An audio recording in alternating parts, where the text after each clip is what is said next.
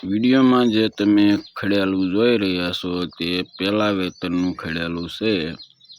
હવે આ ખડેલું વેચવાનું છે. આ ખડેલાને 10 દિવસની વાર છે વિયાવવાને, અને માલિક દ્વારા કિંમત 1,80,000 રૂપિયા રાખેલી છે. કિંમતમાં ફેરફાર થઈ જશે. જો તમારે લેવું હોય તો માલિકનો કોન્ટેક્ટ નંબર વિડીયોની નીચે આપેલો છે.